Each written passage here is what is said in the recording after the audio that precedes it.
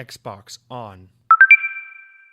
Hello, everybody, and welcome back to Xbox On, the podcast with one host about one console, the Xbox One. I am said host, Jesse DeRosa, and on today's episode, we will be talking about the latest Xbox news for the week of July 18th, 2019, including Xbox Kinects are reportedly being used for surveillance recording. GameStop is creating a new retro-inspired game store. Some of the creative talent behind Halo have formed a new studio and are creating a brand new IP, and more. All that coming up right now, so stay tuned.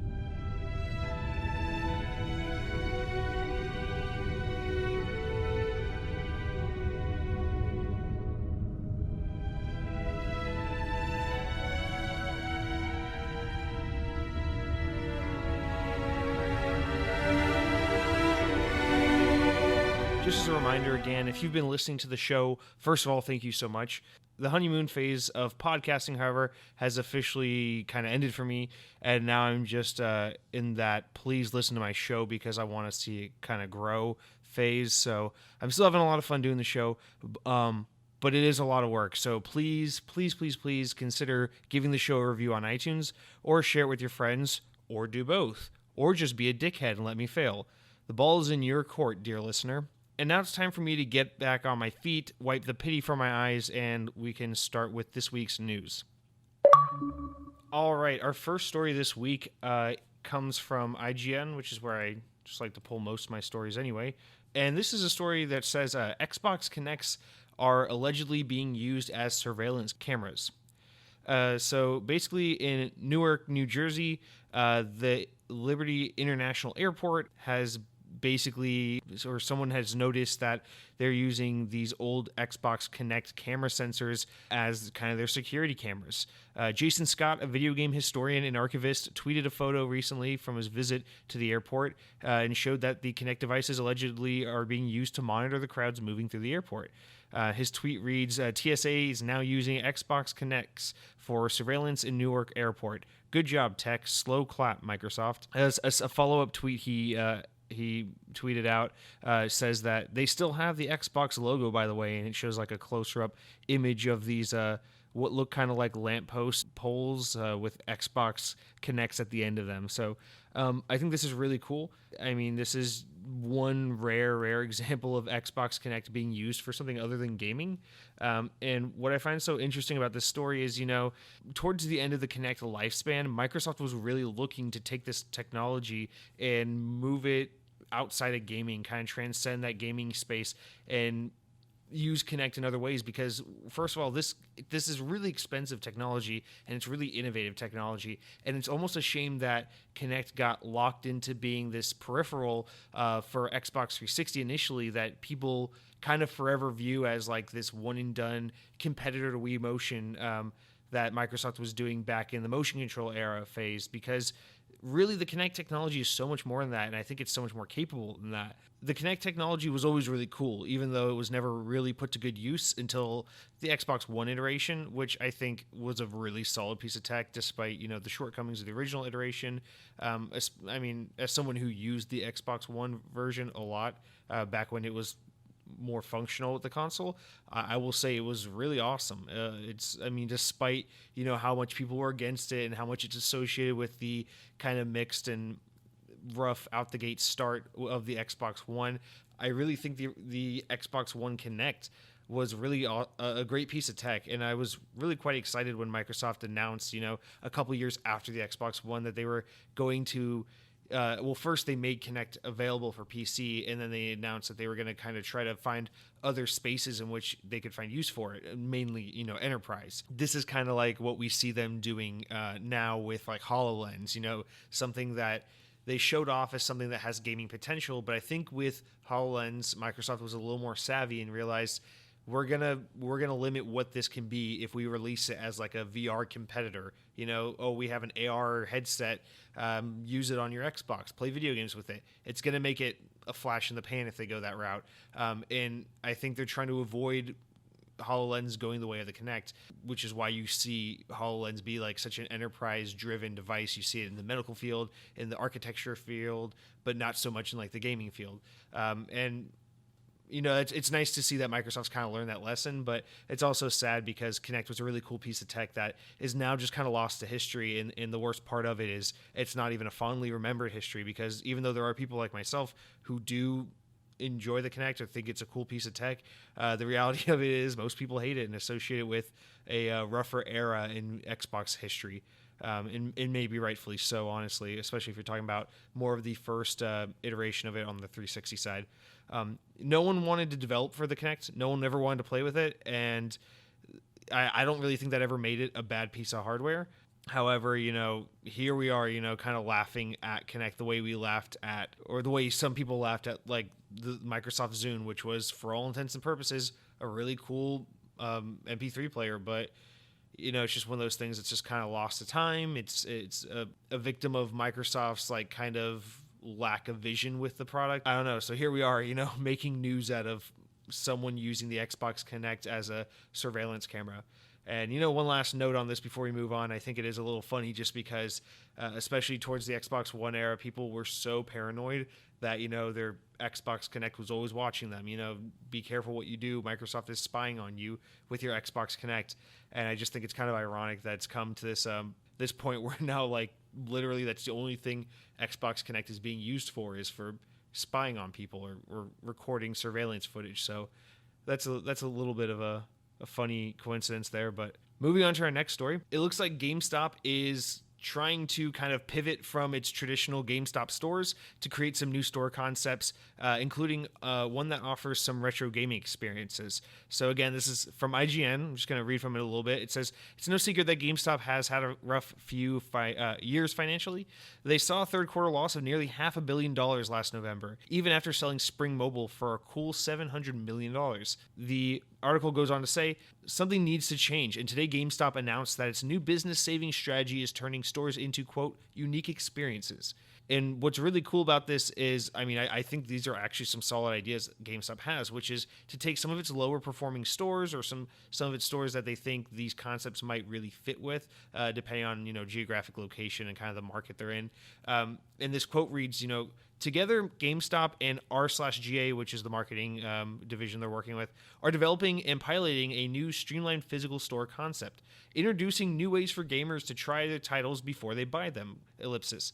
Read the announcement before going on to say that unique store concepts that offer things like, quote, competitive sessions in homegrown e-leagues to locations that are strictly retro gaming software and hardware, unquote, are just some of the ideas that they are going to try in the new store concept. What I think is really interesting here is, GameStop isn't even just thinking of one way they can alter some GameStop stores, but multiple, maybe find places where the market kind of supports it and open a store that has kind of a homegrown local esports thing. So like a place where esports players can come and connect kind of in person, and then from there kind of grow perhaps their own esports team. If you're having a hard time meeting people via the internet, maybe you go to your local esports GameStop and you play your League of Legends or your whatever the hell it is people are playing. What's that Blizzard one with the girl that people draw the porn about? It's the Overwatch. And you kind of play with people in store and meet people that way and kind of connect and grow your esports kind of scene via in-store, these GameStop stores. That one I don't have quite as much faith in, but it's this other one that I really think is GameStop kind of hitting on something that could be quite lucrative if they play their cards right, which is this idea of like these retro stores, where it's a GameStop you walk into and they sell some used games, but it's not really like your Xbox One, PS4 stuff. It's more like N64, Super Nintendo, Genesis games, on sale. I think that could be a really neat concept. And then they have, TVs set up, like CRT TVs, so you can play these games, like beanbag chairs, couches, whatever, and you sit around with your friends, you pretend it's the late 90s, and you crack open an ice-cold Mountain Dew and reminisce about things that only 90s kids will understand. I think that's actually a really cool idea for a niche kind of boutique store. However, honestly, I think this can go wrong really easily, and that's if GameStop stops, the concept there. I think to really make something like this take off, you got to say, well, kids that grew up in the mid 80s to early 2000s who are nostalgic for like NES through PS2 are, these people are young adults now, middle-aged adults now. if you're going to capitalize on their nostalgia like this, I think you need to do something like the barcade concept, which we see kind of really taking off in a lot of major cities right now, which is, a place where you can go play arcade games, but you can also have a beer or a craft cocktail. And it gives people a way to say, I'm nostalgic for these old games I used to play as a kid, but also I'm not going to go out of my way to go to an arcade and play a game that I could just play at home, like through virtual console or illegally download on my computer or my Android phone or whatever it is people do to play these old games now. The draw on these kinds of barcades, if you will, is to get people in the door as they would for a bar, to come and drink, to come and socialize, and then the games there are kind of like an afterthought or like an excuse to go to said bar, and I think that's really what GameStop should do if they're going to pursue this idea, is kind of make like a bar experience. You can come and get craft beer and some interesting cocktails, and you and your 25-year-old friends can chill out and talk about how Mario Kart 64 is the greatest Mario Kart, even though that's the most heinous bullshit I've ever heard, because Mario Kart 8 is so much better than Mario Kart 64 because it took a janky piece of shit game that controlled like ass and made it playable. But I digress. I really think that's what GameStop could do to kind of solidify this concept, because I really don't think it's a bad concept at all. It's quite smart. I'm kind of in that camp of like, fuck GameStop. They suck. They're a shitty company. Everyone hates them. Everyone's always hated them. But at the end of the day, they're just a business trying to survive, and I can respect that. And what I really do respect is that this past decade, GameStop has been pivoting and trying so hard to reinvent itself.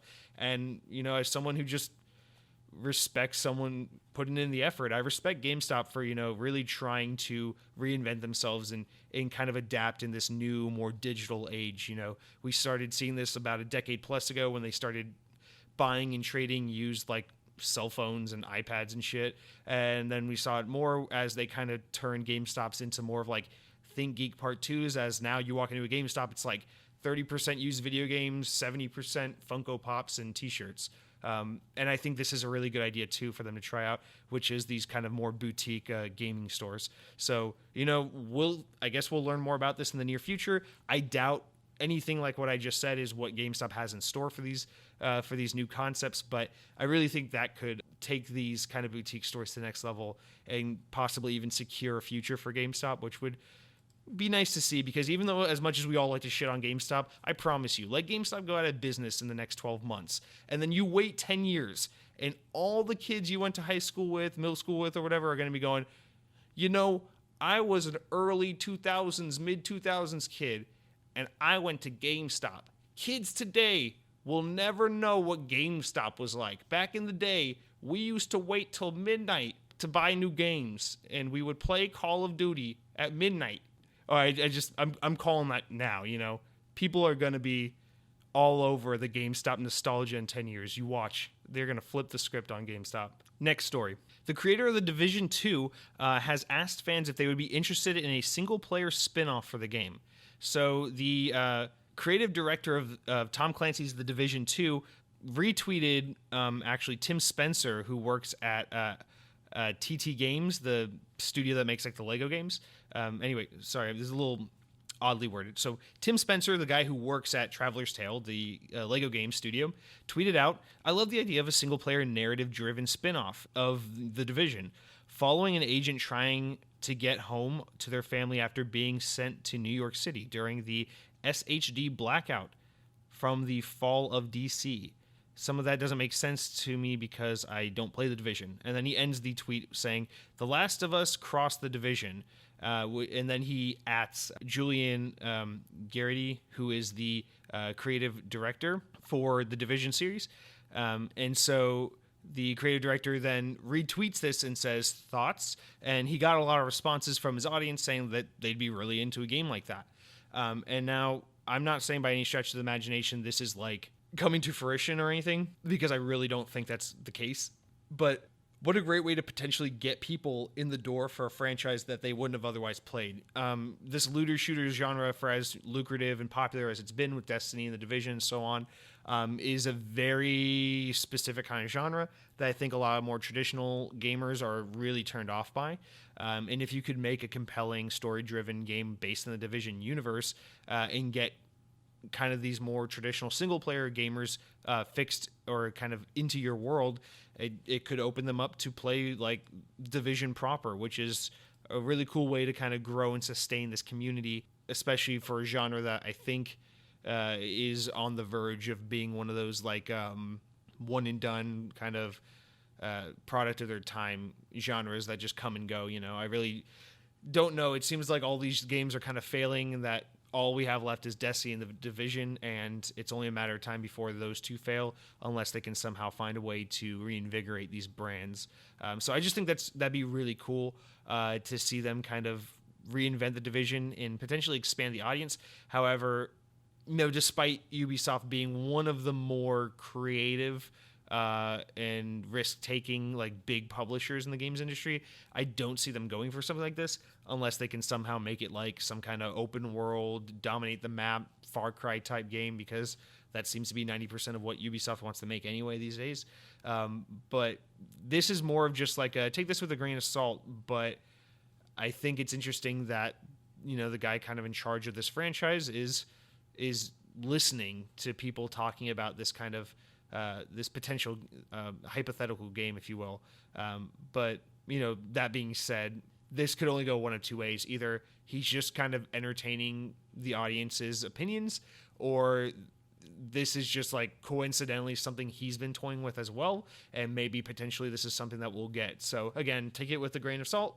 There's really not much more you can detract from this, but I think it's interesting. As someone who doesn't play the Division and doesn't give a shit about the Division, that would a single-player story-driven game would be the closest way you'll ever get me to care about this world. So, I mean, it must work for someone, because I'd be interested in maybe checking it out, depending on how it looks. All right, our next story is one that I wouldn't normally cover, but I want to kind of give it a little bit of time just because I want to read Rod Ferguson's response. So IGN ran a story this week that said Gears 5 won't have any smoking after speaking with anti-tobacco group.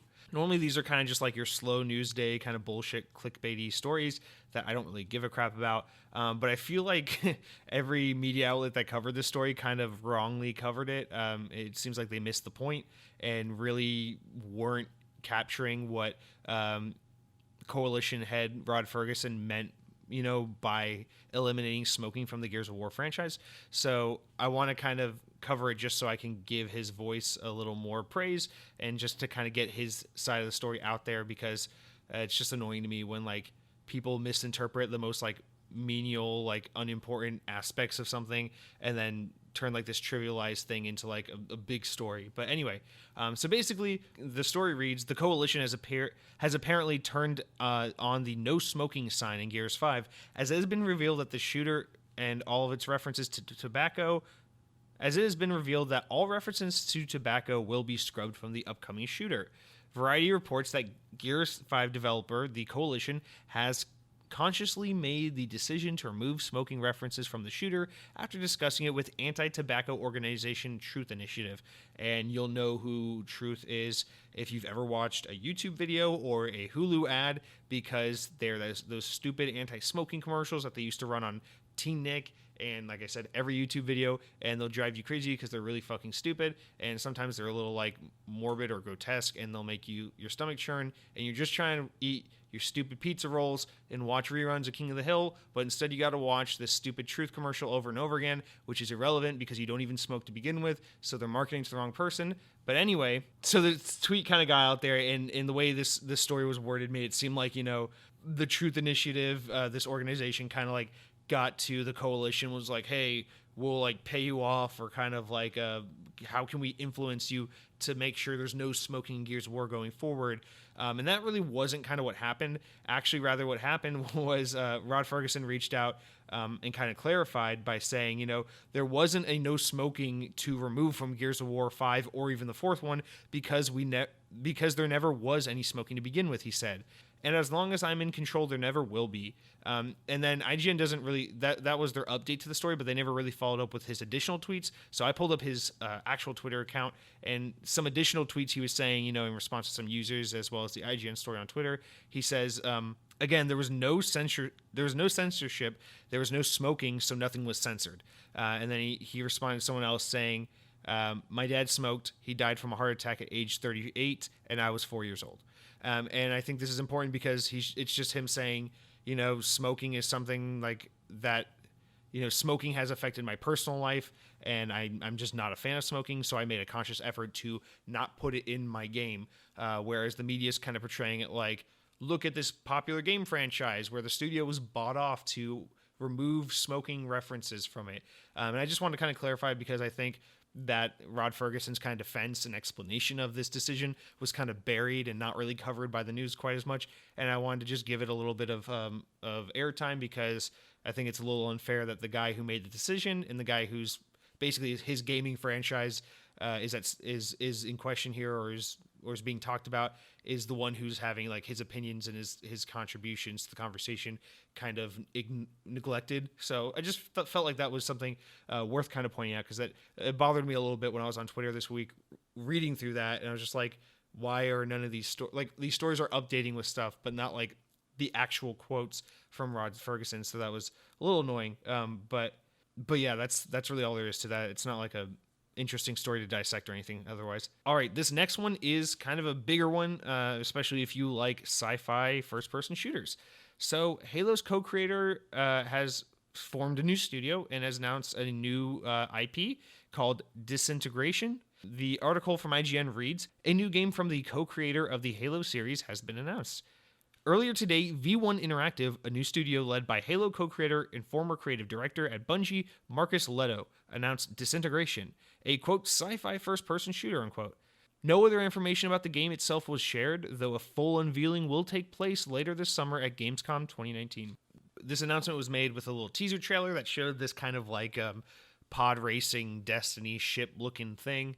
And just kind of tease that. And I believe August 19th, they're going to be having a full reveal during Gamescom. The first day of Gamescom, whenever that is, there will be a full reveal for the game. This is exciting because I love sci-fi games, I love first-person shooters, and I love Halo and Destiny. So I'm excited to see kind of, what this can potentially be. It looks like the studio is made up of talent from, a variety of different aspects of the industry, including people who've worked on like Skyrim, and people who worked at Bungie, people who worked on Shadow of Mordor. So just a handful of studios, a handful of genres, a handful of game franchises. So I just think this is really interesting, because this is yet another story we're seeing where like 343 or Bungie talent is leaving their kind of home studio and going on to do new and different things, which just kind of furthers this narrative that's not really I guess it's not really a narrative because no one's really talking about it, but I've been thinking about it, and it's just that, we're seeing more of this original kind of talent from Bungie disperse, and this company is not even close to what it was. Bungie's still like touted as like the creators of Halo, but the truth is a lot of the people that created Halo either don't work for Bungie anymore, don't work for 343 anymore, or they work at 343 still making Halo. The people who work at Bungie these days are like totally new staff that started, at some point after Halo or during Destiny or beyond, So it's just, I don't know, it's just weird how like we still look at Destiny, or rather Bungie, as like the Halo studio, even though one, they're not the ones making Halo anymore, it's 343, and two, so few of that staff probably ever had their hands on the Halo franchise at any point, yet we're still, using the Bungie name to kind of market on newer games. Like, the creators of Halo are making a new game studio, a new video game IP, and all these things. It's like, the reality is it's like some guy who worked for a company that at one point in history worked on Halo is making a new game, and we're going to use that as a selling point. But anyway, I'm excited to see what this game is. I love, like I said, I love sci-fi, I love first-person shooters, love Halo, love Destiny. I'm excited to see how this game is unique. If it does have Halo or Destiny influence, how so? Because I like both of those games a lot. But yeah, so here's more of that original Halo talent kind of being split up and spread out into the games industry, and we kind of see this happen all the time. With older studios that are renowned for classic games. We see this with like the BioShock talent is now completely spread out around the industry, and we're just kind of seeing, what kind of things these people can come up with in a post-Halo, post-Destiny world. Even though those franchises are still alive and well, we're seeing those franchises get up there in age, as, the talent behind them kind of goes on to aspire to create new and exciting things. And, as someone who's just a fan of new, cool shit, I'm excited to see, what these games are. So, new game coming from Marcus Leto, former creative director of Halo. Now, this next one isn't so much a news story as it is just something I wanted to point out. Basketball superstar Anthony Davis unveils the Xbox One X NBA 2K20 Special Edition bundle. And the reason why I wanted to point this out is because I'm getting this from news.xbox.com. This is the coolest Xbox One I've maybe ever seen. It is just an Xbox One X in white with like splattered like specks of this like really fun purple and blue paint all over it. And it looks really fun. It looks really cool. And the controller's white and has like purple face buttons. And it's apparently somehow basketball themed, but it looks nothing like basketball. I don't see a Mr. Anthony Davis anywhere on this Xbox. But this Xbox is really badass looking, and it will come out later this year with a 1 terabyte hard drive. And if for whatever reason you're in the market for this, I envy you because I kind of wish I had an excuse to buy one. I wish I had $500 burn a hole through my wallet. But yeah, I mean, if this is something you're interested in, it comes with, for $500, you get a 1 terabyte Xbox One X with NBA 2K bundled.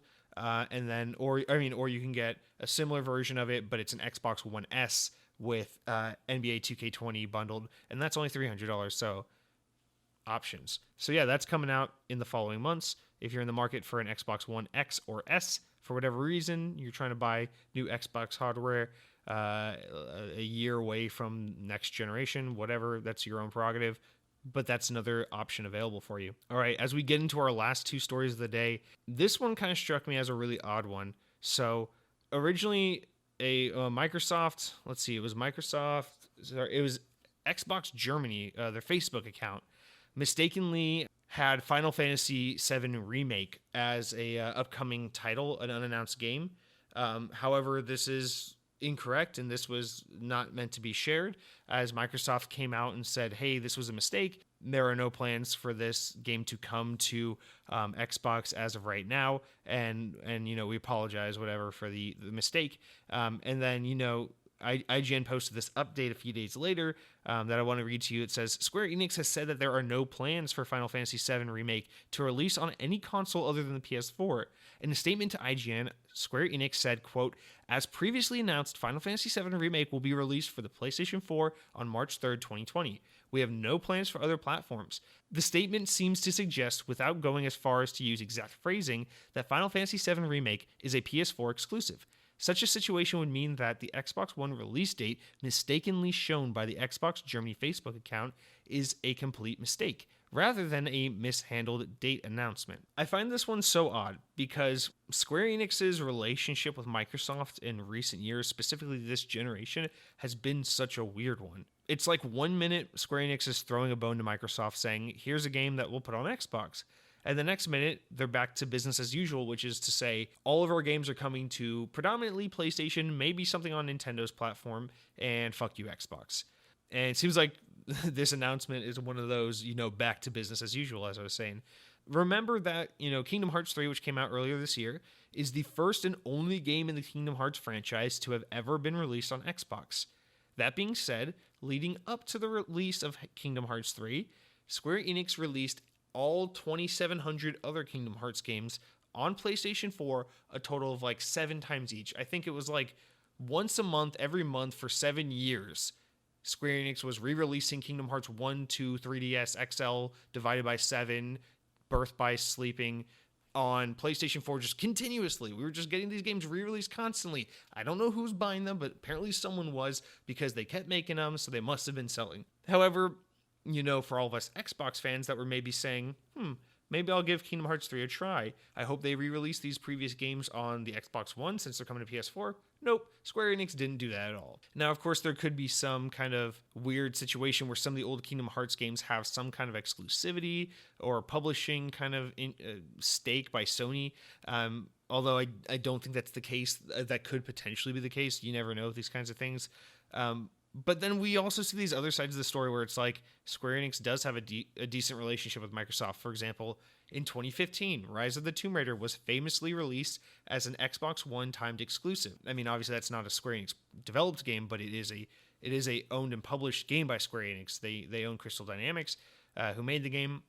And I just think it's so weird because that was one of those examples of, okay, Microsoft and Square Enix seem to be building some kind of relationship despite not historically having one. This is kind of interesting. However, that doesn't seem to be indicative of anything as we're seeing now. Final Fantasy VII is kind of a more unique case. It did, to be fair, unrelated to the Final Fantasy remake for Final Fantasy VII, they have been porting just like the classic PlayStation 1 version of Final Fantasy to pretty much everything. I think Switch and Xbox One both got it earlier this year or late last year. So technically you can play Final Fantasy VII on your Xbox One.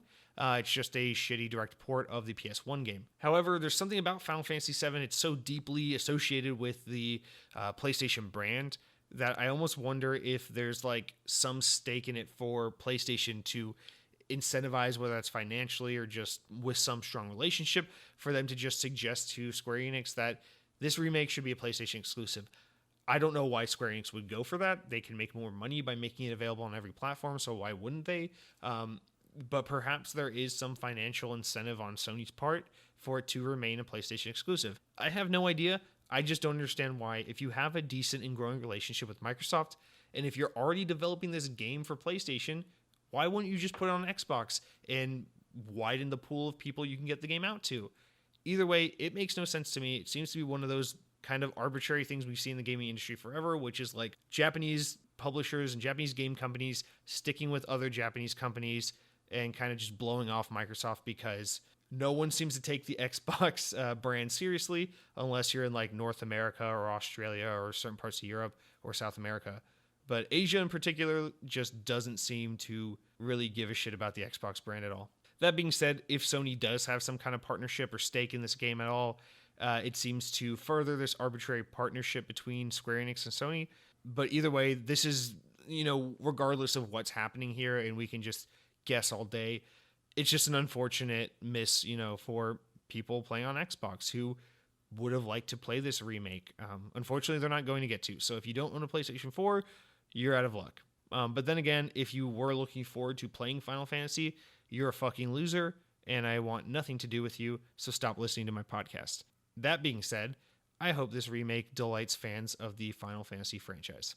And our final wrap-up story of the day, another story from IGN. This one's another weird one. The Bard's Tale, a very popular kind of OG PS2 Xbox game developed by In Exile, is coming to PS4 and Xbox One. There's a director's cut version. It was released on PC not too long ago, and now that version is coming to the PlayStation 4 and the Xbox One. However, I will remind you, In Exile is one of those studios, along with Obsidian, that Microsoft scooped up late last year around November-ish. So this is another example of a newly acquired Microsoft game studio that is releasing a game on PlayStation, on Nintendo Switch. Now, this one isn't coming to Nintendo Switch, but what I mean to say by that is we're just seeing all these Microsoft-owned properties now just kind of ending up on PlayStation and Nintendo Switch. Minecraft. Microsoft famously bought Mojang, and now Minecraft is still on every platform imaginable, but it's a Microsoft game for all intents and purposes. The Outer Worlds, developed by Obsidian, coming out later this year.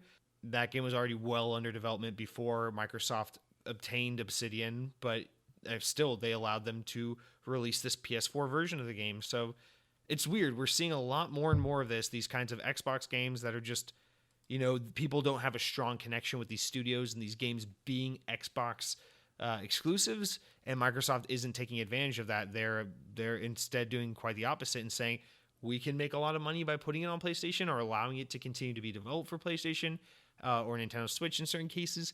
So yeah, we'll just let it happen. We'll make the money because, if it's on everything, we'll make the fucking money. Who cares, And this gives a lot of credence to this future of Xbox that I keep talking about, which is maybe someday just all Xbox games will be available on everything, If Halo Infinite can run on Nintendo Switch, it will be on Nintendo Switch. And what I mean by that is, again, if you'll go back a couple weeks, I was talking about how I think the purpose of Xbox hardware in the future is going to be Microsoft's way of saying, you don't buy Xbox because it's the only place to play Xbox games. You buy Xbox because it is the premier place to experience Xbox gaming. However, if the competitors, if other gaming hardware manufacturers can create online infrastructures and gaming hardware that can support what our games do, then there's no reason why you shouldn't be able to play our games on those platforms too. Much in the way that, sure, you could buy a Microsoft computer, which runs Microsoft's operating system called Windows, or you can buy a HP computer, which also runs Windows, because HP has built a computer that's totally capable of taking advantage of the capabilities of Windows 10, much like the way a Microsoft Surface computer would. It's about giving the user options, and about the Microsoft option being kind of the defining role model of what Microsoft products and services can run on, rather than being the only way, which is just a really hard thing, I think, for gamers to wrap their brains around, because, since the beginning of games, we've just been so wired to think, if Nintendo's going to make a game, it's only going to be available on Nintendo. Why would you play it on PlayStation? That doesn't make sense. So this is just taking a kind of more Microsoft-centric, computer-focused concept of how we enjoy products and services, and applying it, kind of redefining the games industry through this lens, this Microsoft lens, which, again, I think is really exciting and really cool. But this, this could just be the coincidence of this game was under development before Microsoft purchased In Exile, and that's why it's coming to PS4. Or it could be another example of Microsoft purchased In Exile. They're working on this director's cut remake of Bard's Tale, and, people don't already have this association of Bard's Tale being an Xbox exclusive game the way they do with Halo being Xbox exclusive. So don't ruin that. Just let it go on all platforms and make your money, because the more platforms it's on, the more opportunities you have to sell this game. So again, just this adds a little more credence to that argument. Could be a coincidence. I really don't see how it is. Keep in mind, we also have We Happy Few, an Xbox-owned game that is available on multi-platform. The Outer Worlds coming out later this year, an Xbox game that's available on multi-platform, and Minecraft, a game that's mostly played on like iPhone, iPad, Nintendo Switch, PlayStation 4, but it's a Microsoft game. Its home would technically be like Xbox or Windows PC. So just something to keep in mind. It's just I don't think we're going to see this trend stop. I think we're going to see Microsoft become increasingly more aggressive about this as we head into the next generation. And it's kind of exciting, but it's also kind of tricky. So we'll keep an eye on it. All right, and that is it for this week's news. Before we go into the game releases of this week, I do want to point out there is an Xbox Super Game Sale going on this week. The sale goes on through July 29th and offers tons of savings, including up to 70% off select Xbox games. Also, you can get 3 months of Xbox Game Pass Unlimited for the price of 1 month. So tons of good deals to be had here. I just wanted to kind of raise awareness of this sale in case you're looking to get a good deal on some games or some Xbox Ultimate Game Pass subscription or anything like that. And this sale does include PC games on the Xbox PC Windows PC app. So definitely check that out. Tons of savings, 50% off, 75% off, or 70% off rather.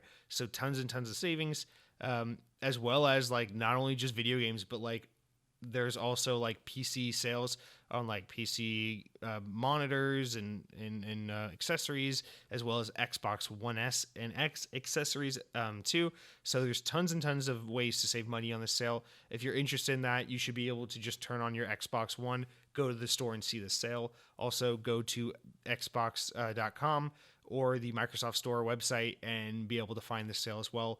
Again, it runs through July 29th. So just pointing out for those of you looking to get a good deal or potentially purchase something at a decent price. I mean, it's got a lot of new games. We've got Rage 2, Forza Horizon 4 in here. So tons of newer games on deep discounts. So definitely something worth checking out if you're in the market to blow some cash, especially as we enjoy these slower summer months where we're not getting quite as many new game releases. Now that that's out of the way, let's go into this week's new game release lineup, which, as is now Xbox on tradition, I will be describing these games to you based off nothing more than a singular screenshot of said game. So this week we've got a handful of new games coming out. 1, 2, 3, 4, 5, 6 new games. We will start with a game that I think people are going to be really excited about. This game is called Must Dash Amigos. This game comes out July 16th, so at the time of this recording, it is already available. What are you waiting for? Turn this podcast off. Go play this game. This is a animated style game It looks very reminiscent of Rare's Viva Pinata. So if you enjoyed Viva Pinata, this might be a game for you. But what differentiates this game is you're not playing as kind of like an omnipotent hand controlling these animals, but rather you are playing as a boy who has been transformed into an avocado. And this is actually kind of, as fun as as fun of a game as this is supposed to be, this kind of premise is really sad because what happened is, just judging by the picture, it's pretty obvious. It tells everything you need to know. This boy had a very loving, caring family, but he had an addiction to avocados. And one day his mother warned him, if you keep eating avocados all the time, eventually you're going to become one. And this boy totally didn't listen to his mother as he should have, and consumed one avocado too many. And now, he lives life as half human, half avocado, which is just devastating. His family didn't believe it was him when they saw him the day after he had transformed into an avocado, and his mother went as far as to try and cut him up and serve him in a salad. And no young boy should have to live in a world where their mother's trying to eat them in a fresh, healthy salad. But unfortunately, that's the life this boy now leads. So in this game, you will be surrounded by cute little pets akin to Viva Pinata, but you will also be fleeing town as everyone is after you because this game probably takes place in California, which, as we know, is a very popular place to consume avocado. So you're going to be doing a lot of things like avoiding breakfast spots that serve avocado toast and avoiding smoothie places that do like avocado smoothies. And you're just going to really be trying to live out your young boyhood while avoiding being eaten. And I think it's kind of an allegory for life, isn't that kind of what we're all doing? Just kind of avoiding being eaten. But that's life. And I think this game's really going to have a compelling story based off that screenshot alone. So our next game is called Lost Orbit. This screenshot is beautiful. It shows this like shot of space with like these light like vortexes popping up. And honestly, as beautiful as this game looks, I gotta say I'm gonna give this game a hard pass because there's no characters on the screen. It's just a lot of rocks and space and vortexes. And the reality is, you can't play a game without a character to control or something to control. So without, like a cursor or a character or something to do, this game's gonna be pretty fucking boring. It looks like they built, don't get me wrong, it looks like the developer here has built a beautiful world. It would be fun to explore, but unfortunately you don't have a character in which you can use as a vehicle to explore this world. So a little bit of a development oversight for them to have not included a character or a way to kind of traverse the world and explore it and participate in the game. But unfortunately, that is something that the developers forgot to put into this game. So you're left with just this beautiful empty void that is outer space. And in a way, maybe that's just kind of some commentary on, space. It's just like this endless uninhabited space, for lack of a better word. So I'm going to have to give that game a hard pass. Maybe they can day one update it and add a character or something so that you can actually play in the game they've built. But until then, I'm just going to have a hard time recommending a game you can actually play. Our next game is called Exception. Now, this game looks kind of like a Mega Man 2.5. I'm going to call it a 2.7D game. Because it's not quite 3D, but it's definitely more 3D than 2.5D because the camera's kind of tilted a little bit to the side, so you're getting a little more of a three-dimensional look. But here's what really differentiates this game from Mega Man. It's not Mega Man. And for that reason alone, I'm really going to have to recommend that you go play Mega Man 4 because Mega Man 4 is the first one that came to my mind. And it's not Exception, so that's why you should go play that. But if you insist on playing Exception, just know there are a lot of robots in this game. There are a lot of avoiding robot attacks.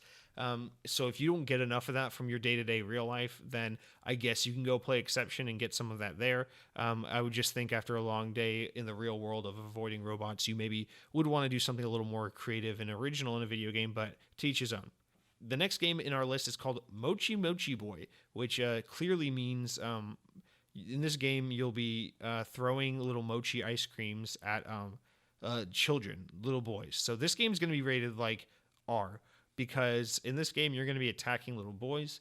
And while I totally condone attacking young children, I don't think we should be doing it in video games because even though in real life resorting to physical violence isn't really indicative of like someone's behavioral patterns, I really think video games do kind of exhibit kind of evil and violent behaviors. So if we're throwing mochis at kids in real life, that's just kids being kids. But if we're throwing mochis at boys in a video game, well, that just makes us monsters. And I don't want to be a monster. I'd rather play Monster Hunter World, a game where you fight monsters. So don't play Mochi Mochi Boy, play Monster Hunter World, but don't play the DLC because that's not out yet. Our penultimate game on this week's list is called Etherborn. Now, this game sounds really cool. I think that's a really cool name, Etherborn. And the screenshot kind of does the title justice because it really looks like you are kind of in the ether. It's just like this blank, unambiguous kind of space where there's this like not even remotely aerodynamic ship that's just kind of floating. It looks like this floating platform. And one thing I will say about this game is it does include a lot of red. So while the game totally looks cool, the color palette is almost entirely red and white. So unless you consider yourself to be a communist, I'm going to recommend you maybe stay away from this game. Not because it's not a fun game. I'm sure it's a really good game, but I just would hate to see anyone, be ousted as a communist for playing Etherborn. So play at your own risk. But I mean, it's definitely an incredible game. It's definitely like top 5 games of all time. But like, do you want to be considered a communist? Do you want to be arrested for being a communist? That's up to you. I can't tell you what to do with your life. Our final game this week is called Welcome to Hanwell. Now, this is definitely some kind of horror game. We see like a subject laying on a hospital bed, and they're kind of this operation room that's dimly lit. And it looks like these fans/light projectors are about to like attack this body that's being like held down to this board. Now, this game, I'm going to recommend you buy it for sure. You have to pre-order it, actually. I'm going to recommend you do. But don't play it until the day after Halloween so that it feels extremely anticlimactic, because that way I think you'll really be put in the shoes of the character, because in this picture, even though it looks really scary, there's no other person in the room to inflict harm on this person, which I think is kind of anticlimactic. So if you could start playing this game sometime around Thanksgiving, I think you'll really get an appreciation and a feel for this kind of horror game, which coincides nicely with a post-Halloween kind of festive holiday time. So that's Welcome to Hanwell. One thing I do want to note about this week's games is none of these games are Xbox One X enhanced, so definitely expect the graphics to be very subpar. These are all indie games. These are all smaller games. But you know me. I'm a power snob. I'm a tech geek. So if my games aren't Xbox One X enhanced, I won't play them. So I mean, you can stoop down to this level and enjoy these stupid games for stupid kids, but I'm going to go play some Xbox One X enhanced games, like that 8-bit game from last week. But otherwise, if you're a plebeian, you can enjoy those games. No problem. This week, coming to Game Pass, we'll just speed through this list real quick. A couple new games coming to Game Pass. We've got Metal Gear Solid 5: The Phantom Pain, and that's coming to Xbox console only. Resident Evil 4 is coming to console only. And then we got Killer Instinct, one of the many iterations of that, the definitive edition with all the DLC. That's going to be on PC and Xbox One. I don't know how that's not already on Xbox One, but whatever. I guess just not the definitive edition. We've got the Banner Saga 3 coming to both console and PC. Then we've got Night Call, which is only coming to PC, might already be on console, as well as For the King coming to PC only. So some new games coming to Xbox Game Pass this week. But keep in mind, as we talked about last week, the Gears 5 versus Tech Test is happening this week. So you can download that starting today, actually, on the 18th. And it will be playable beginning Friday, July 19th, so tomorrow. This is really cool. They recently released a new trailer for this versus mode, which looked pretty fun. So I'm excited to play a little bit of that over the weekend. And then next week on the podcast, I can talk a little bit about the tech tests and kind of what to expect from Gears 5, multiplayer-wise at least. But yeah, definitely remember to play that if that's something you're interested in. And remember, if you're going to play it, you have to be an Xbox Game Pass subscriber in order to be able to download and participate in the tech tests. And if you're not, the only other way to participate is if you pre-ordered the game, in which case you'll get free access to the beta or tech test. And I guess it's not really free access because you pre-ordered the game, but you know what I mean. Wrapping up for this week's show, we've got Games with Gold. Just as a reminder, the games this month are Limbo and Big Crown Showdown. Big Crown Showdown is available starting now, July 16th through August 15th. I think Limbo is already over. I think that was just for the first half. Or no, that's for the entirety of the month. So you can get Limbo still. If you haven't gotten that, please get that. And then additionally for the 360 games, Symphony of the Night, I believe, is now over. So you can't get Castlevania anymore, but you can get Disney's Meet the Robinsons, the video game, which will be available for the remainder of the month of July. Download that because that'll just be funny. I don't know. I think those movie tie-in games are kind of a blast. I think people give them an unfair shake. Sometimes they're fun to play because you can tell how rushed the development was and how little time and resources they really had to make a good game. But sometimes under that pressure to make a game in such a short period of time with such limited resources, I think you can find some pretty interesting concepts that get overlooked because those genres just, that kind of movie tie-in genre usually gets just kind of swept under the rug. So definitely worth checking out if you got some time to kill and want to play a free game. And then normally I would end the show with a Game Pass Spotlight of the Week, but I will be honest with you, this past week I've been pretty swamped with other stuff, life stuff, work stuff, so I have not been playing a lot of Xbox. In fact, the only free time I had to play video games in the past week, I used playing some Season 2 of Apex Legends and a little more Halo 5, because I love Halo 5. So, I mean, not a Game Pass game, but it is a free download. Try Apex Legends if you haven't. I know people hate the Battle Royale genre, but Apex Legends is actually quite fun. I really like that game a lot. As much as I want to hate the Battle Royale genre, I'm a huge Respawn Entertainment fan, and I gotta admit, they did a great job with Apex Legends. It's way more addictive than I would like for it to be, but yeah, if you haven't tried it out, maybe give it a try. If you can manage to get a squad of 2 other friends together, get a 3-man squad going, it's a pretty good time. And this newer update they have to launch with the Season 2 content, it really balances the weapons in the map a little bit more. So I mean, chances are you've checked out Apex Legends, but if for whatever reason you haven't, don't write it off just because it's a battle royale. It's actually a pretty damn good game. So that's my recommendation, even though it's not a Game Pass Spotlight game, but it's the only thing I've been playing as of late. So with that, we are going to be done with this week's episode. Another episode in the can. As always, thank you so much for listening. I am having a good time recording the show. It sounds like I'm trying to convince myself on air that I'm enjoying this, but no, I really am, and I really do appreciate that people are listening. Again, listenership has waned a little bit. It looks like it's kind of plateauing a little bit. So between iTunes and YouTube and SoundCloud, which is where pretty much all the listens are coming from, we're getting this like a steady 30 to 50 people a week, which is, to put that in perspective for me, it's like if I were to stand in a room in front of 30 to 50 people and they were going to all listen to me talk in front of a microphone for 45 minutes to an hour about Xbox, that'd be pretty nice, that people would give a shit to listen to me talk about Xbox. So if you have been listening consistently, I really thank you for that. If you've just listened once, I hope you'll return. And if not, I appreciate your time anyway, because, I know there's a lot of other podcasts to listen to out there. There's a lot of other great podcasts to listen to out there.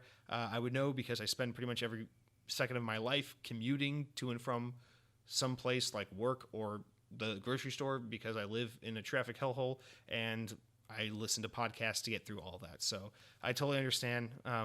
But yeah, again, you rate me on iTunes, 5 stars only. Otherwise it doesn't count. And remember, only say nice things, constructive things, or to compliment my beard that you cannot see, because this is indeed an audio only podcast. Thanks for listening, and we will see you next week for more Xbox On.